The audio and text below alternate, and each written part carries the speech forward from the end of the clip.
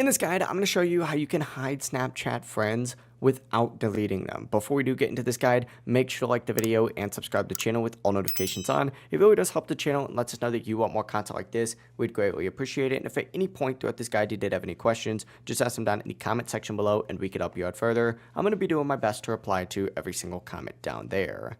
Now, obviously, go ahead and open up your Snapchat app, and then from here on the chat screen, find whatever person it is that you want to hide. For example, we'll do this guy right here. Either tap and hold on their name or tap their profile picture and then hit the three dots all the way up here. It's going to take you to a page. It looks like this, and you're going to see an option that says clear from chat feed. You may have to select chat notification settings first, and then you'll see this. As soon as you go ahead and select this, you'll see a message saying this will remove the conversation from your feed, but will not delete any saved messages. Go ahead and confirm that, and now they're not going to appear in your chat list. To find them again, you can back out and just search for them, just like so. Like, I could search for Alex, and boom, he's right there. They're still going to be added for you. They're just going to be hidden from that main chat screen.